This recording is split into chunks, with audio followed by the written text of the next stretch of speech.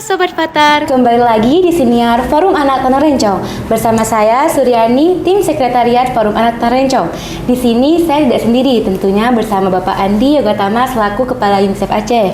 Halo Bapak, apa kabar hari ini? Halo, alhamdulillah baik. Baik, di sini kami akan membahas tentang Hari Anak Sedunia kemarin yang kolaborasi antara Forum Anak Tanah Rencong dan juga UNICEF. Iya. Menurut Bapak, bagaimana sih Hari Anak Sedunia kemarin? Peringatan Hari Anak Sedunia kemarin menurut saya sangat luar biasa ya.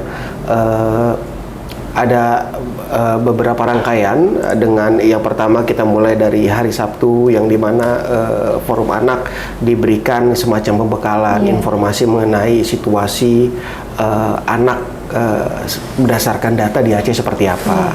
Kemudian supaya mereka bisa berdiskusi ya, kira-kira apa sih peran mereka, apa yang akan mereka sampaikan ke pengambil kebijakan di Aceh, terutama di DPRK. Terus kemudian hari berikutnya, hari Minggu, kita juga lakukan bersama anak-anak itu peringatan, bukan perayaan tapi peringatan Hari Anak Sedunia. Dan seluruh rangkaian acara ini, dan yang terakhir yang ketiga kita lakukan ya take over ya, DPRK Banda Aceh. Dan seluruh rangkaian kegiatan ini berdasarkan diskusi dan kolaborasi dengan Forum Anak tentunya.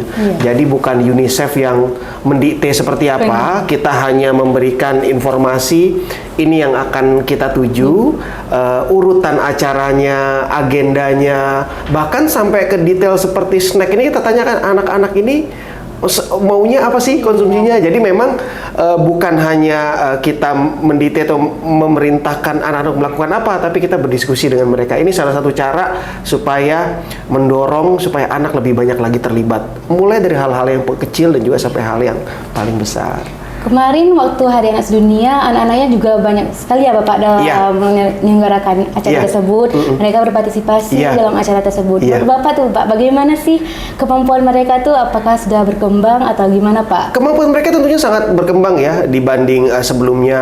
Anak-anak lebih mempunyai keberanian, lebih mempunyai kapasitas yang lebih baik lagi terutama dalam hal menyampaikan pendapat, dan juga menyampaikan pendapat tersebut secara baik, secara terstruktur, dan juga cara mereka berbicara di publik itu juga jauh lebih baik. Ini nggak mudah ya, tidak mudah untuk anak-anak, untuk remaja, untuk berbicara di depan publik, bukan hanya ke sesamanya anak-anak, tapi juga kepada orang yang lebih tua, orang yang dewasa, bahkan Ketua Dewan Perwakilan Rakyat Kota Banda Aceh sendiri, ketuanya mereka dapat menyampaikan dengan lugas apa yang mereka diskusikan, apa yang mereka putuskan, dan apa yang mereka minta bantuan kepada Ketua DPRK atau Dewan Perwakilan Rakyat Kota Banda Aceh untuk mendorong atau menyelesaikan isu-isu terkait anak di Kota Banda Aceh. Gini Pak, apakah ada cerita atau momen tertentu yang sangat memengaruhi pandangan dan pendekatan Bapak Andi terhadap pekerjaan Bapak? Terhadap pekerjaan saya, sebetulnya ya kalau dari pekerjaan kita dalam melakukan sesuatu kan harus menyenangi pekerjaan kita ya, harus fun. Dan pekerjaan kami sesuai dengan tupoksi UNICEF adalah kita harus banyak berinteraksi dengan anak-anak. Apalagi semakin kesini kita semakin banyak dan semakin perlu dan semakin penting untuk melibatkan anak-anak dalam semua hal. Memang tantangan terbesar adalah memberikan ruang yang aman, ruang yang memastikan anak-anak dapat memberikan aspirasinya dengan baik, tanpa ada yang kritisi atau mendorong pasti. Tapi yang pertama adalah pemerintah Indonesia sudah memberikan ruang secara aturan, secara regulasi, itu sudah ada peran anak harus ngapain. Cuman yang perlu didorong adalah pelaksanaannya, supaya pemerintah, supaya orang dewasa ini terbiasa ada anak-anak di sekitar mereka, ada anak-anak yang bisa diajak berdiskusi, dan ada anak-anak yang menyampaikan pendapat mereka. Saya sebagai pribadi melihat bahwa bekerja dengan orang-orang muda, dengan remaja itu suatu hal yang berbeda.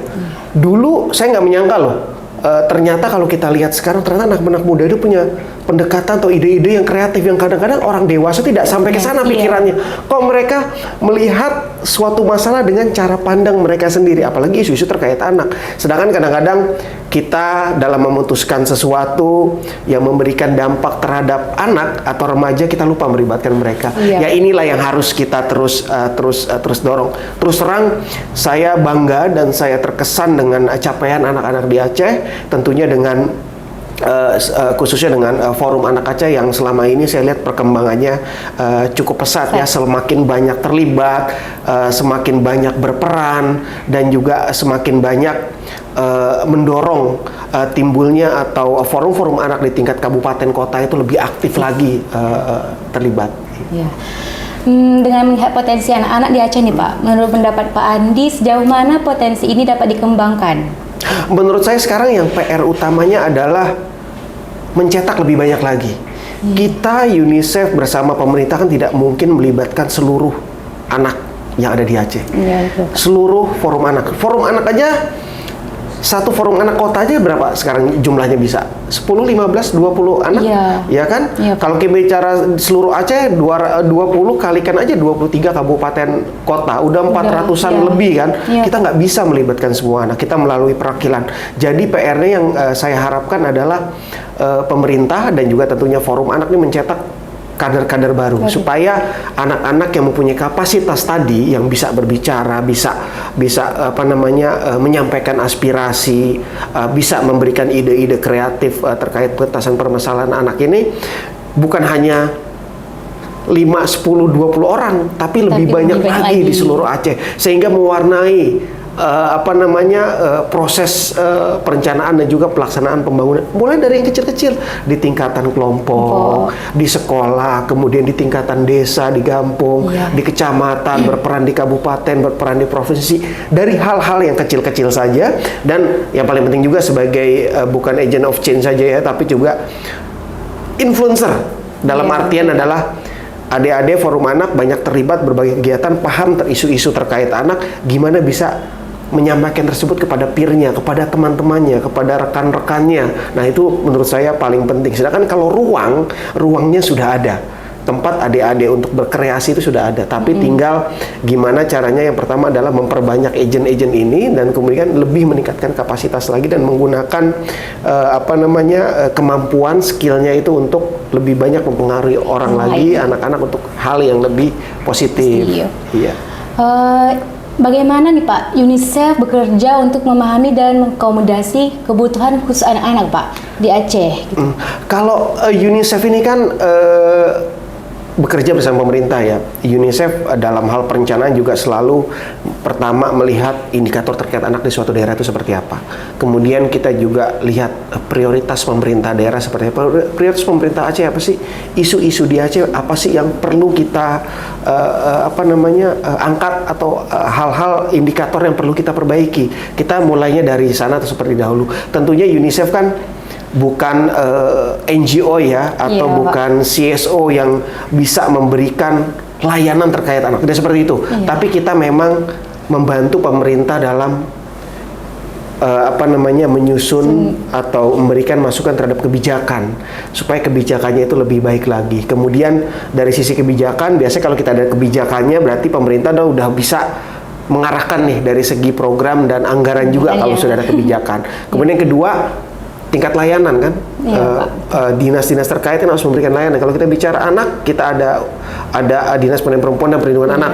Ya kan, kalau kita bicara perlindungan ya di situ ada UPTD perempuan dan anak, perempuan dan perlindungan anak. Kita tingkatkan kapasitasnya. Sudah ada kebijakannya, sudah ada regulasinya, sudah ada pedomannya, tata laksana gimana kalau ada kasus terkait anak seperti apa sih. Kapasitasnya kita tingkatkan, kita bantu bersama pemerintah supaya kapasitas pemberi layanan ini lebih baik. Kalau kapasitas sudah bagus, mereka sudah siap ya melayani, sudah siap memberi layanan. Nah, yang kemudian yang berikutnya UNICEF dorong adalah gimana masyarakat paham cara mengakses layanan tersebut. Karena kalau layanan ada sudah bagus, tapi orang tidak tahu ketika ada permasalahan, kita harus lapor kemana, kita harus datang kemana. Nah, ini yang kita dorong supaya masyarakat paham dan dapat mengakses layanan.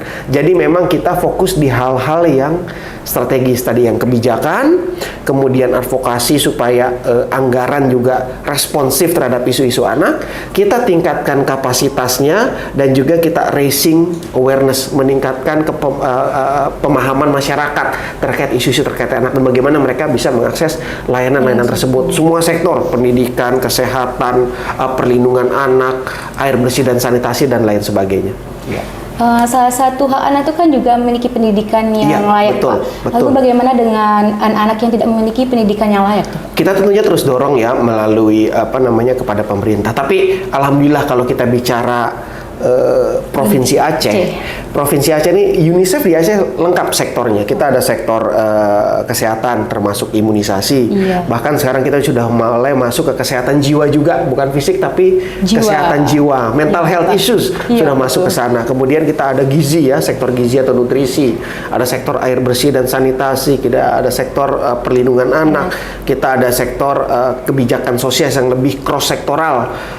Ini lengkap sebetulnya, tapi ada satu yang memang di Aceh tidak ada, di UNICEF Aceh, itu terkait sektor pendidikan. Kenapa? Ada alasannya sebetulnya. Karena UNICEF kan resource-nya terbatas ya, kemampuan kami juga terbatas.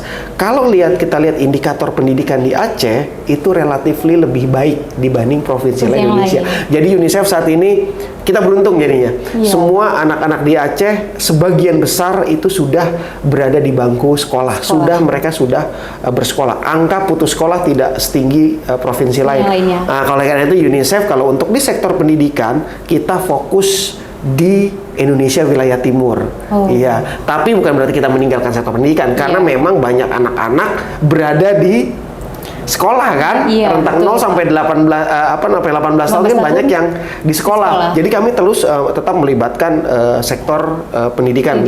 Kalau kita bicara nutrisi remaja, itu kan di sekolah SMA biasanya kan, nutrisi remaja. Kita bicara kesehatan menstruasi, menstrual health management, itu juga di tingkat sekolah. Kita bicara imunisasi, kan ada bulan imunisasi anak sekolah. Sekolah. Untuk itu kita bekerjasama dengan TPUKS, itu juga lintas sektor dan tempatnya lokasi juga ada di Dinas Pendidikan. Jadi kita tetap tidak lepas, walaupun tidak ada kerjasama khusus atau dukungan khusus, tapi kita tetap melibatkan Dinas Pendidikan atau sektor pendidikan, Kementerian Agama untuk sekolah-sekolah seperti madrasah, kita libatkan Dinas Daya untuk pesantren, dan seperti itu. Jadi kira-kira kalau di pendidikan. Sebagai seorang pemimpin nih Pak, bagaimana Bapak melihat peran kepemimpinan dalam menciptakan dampak positif yang berkelanjutan bagi anak-anak, Pak? Iya, jadi begini, kalau kita bicara pemimpin, leadership, ini tentunya tidak lepas bagaimana kita berinteraksi dengan tim ya. Tentunya kreativitas adalah hal yang paling penting, paling utama. Kenapa? Kalau kita ada hal di mana seorang leader itu sangat memahami. Ada hal-hal teknis yang lebih detail, itu tim yang lebih paham. Karena kita kan ada yang ada staff yang khusus memang paham, skillnya memang di sektor kesehatan, di sektor air bersih dan sanitasi. Tapi kita harus sebagai pihak harus bisa memastikan bahwa semua ini bisa berkolaborasi karena tujuannya sama. Jadi kalau adik-adik pikir ada hal yang tujuannya sama, goalsnya sama, goalsnya kan nggak mudah sebetulnya. Kesejahteraan anak, bagaimana anak-anak bisa mencapai potensinya secara maksimal. Sektor yang terlibat kan banyak, kita harus bisa mendorong supaya tim ini, sektor ini bisa berkolaborasi dan berikan ruang kreativitas, ide. Kadang-kadang ini harus dinilai kita rapat atau berdiskusi, kalau namanya brainstorming ya, itu nggak ada batasan. Lempar ide sebanyak mungkin, ide-ide gila tuh harus diberikan, diakomodir, diterima. Ini namanya fase-fase brainstorming ya, orang bisa bebas menyampaikan ide. Baru nanti kita diskusi, kita kerucutkan mana yang mungkin, mana yang tidak mungkin. Nah itu baru kita cari benang merahnya, di sini kita bisa berkontribusi. Saya ambil contoh misalnya, kita bicara daya yang ramah anak. Lokus kegiatannya kan di daya ya. Iya betul. Tapi kita bicaranya sektor awal yang masuk adalah sektor perlindungan anak. Karena kita bicara daya yang ramah anak, berarti di daya itu ramah terhadap anak, tidak ada kekerasan terhadap anak, anak-anak bebas berkegiatan, berpendapat, sehat dan lain sebagainya. Tapi kan ada sektor lain yang masuk bisa di sana, ya kan? Kita bicara nutrisi bisa masuk di daya. Kita bicara air bersih dan sanitasi, otomatis anak di daya juga butuh air bersih dan sanitasi. Jadi, yang masuk sekarang pelindungan anak. Ketika pelindungan anak sudah masuk, sektor lainnya bisa masuk untuk mengikuti. Jadi sebagai pemimpin, kita harus bisa pertama mengarahkan ya, kemudian memastikan adanya kolaborasi dan berikan ruang untuk tim untuk bisa berpendapat. Tadi bilang kalau kita brainstorming, jangan sampai ketika kita menyatakan A, jadi kalau suatu rapat yang baik, diskusi yang baik adalah kalau ada orang bilang A, orang lain ada yang bilang B. Kenapa? Karena ada sudut pandang lain yang bisa berbeda ya. Kalau kita bilang A semuanya, iya Pak, ini agak repot kita. Oh berarti kenapa kok hanya mengikut aja? Kita harus timbul dari pandangan kamu apa? Jadi harus dipancing.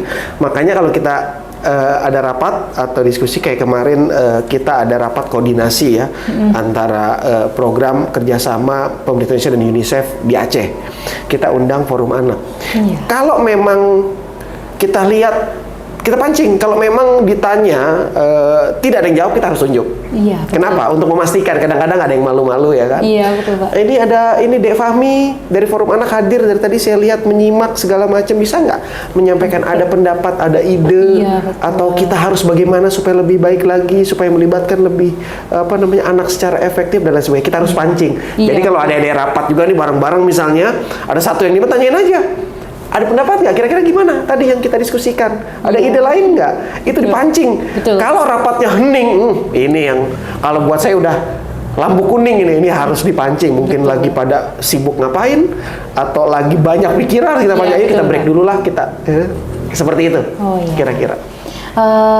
Lalu Pak, menurut Bapak sejauh manakah peran serta partisipasi Forum Anak dalam pencapaian kinerja UNICEF di Provinsi Aceh nih Pak? Kalau UNICEF memang tadi ya fokusnya memang satu hal yang harus kita dorong di semua sektor, bukan sektor pelindungan anak aja, adalah meningkatkan partisipasi remaja. Remaja bisa berpartisipasi kalau mereka punya kapasitas, betul nggak? Betul Pak. Sekarang kalau tidak punya kapasitas, mereka sudah ada, cuman belum digali. Bukan berarti nggak punya kapasitas, tapi belum digali. Kita harus pertama kan tingkatkan dulu kapasitasnya supaya anak-anak bisa berbicara, supaya anak-anak bisa bercerita, supaya anak bisa menyampaikan pendapat. Kalau bisa menyampaikan pendapat di lingkungannya, di teman-temannya, gimana dia bisa menyampaikan pendapat di sebuah kepada orang dewasa. Kemudian mungkin kepada orang dewasa bisa, tapi di settingnya informal. Gimana kalau menyampaikannya di formal, di rapat yang formal, ya kan, di rapat perencanaan dan lain sebagainya. Nah, UNICEF memang terus mendorong hal tersebut, dan kemudian yang kita dorong adalah gimana caranya supaya pemerintah terbiasa.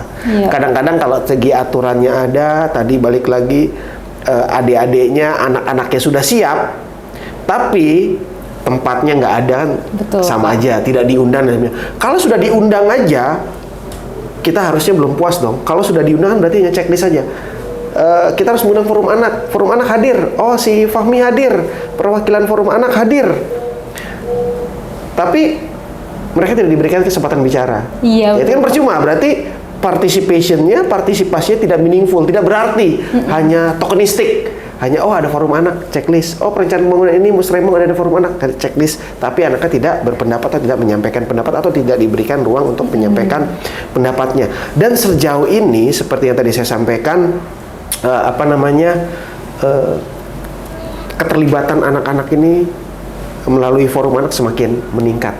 Dan juga teman-teman UNICEF, kalau kita lihat, kita kan ketika bekerja dengan pemerintah, kita punya semacam program dokumen atau project dokumen yang menjelaskan program kita akan dijalankan seperti apa sih, targetnya apa yang mau kita capai, indikatornya apa. Nah, di situ masing-masing sektor sudah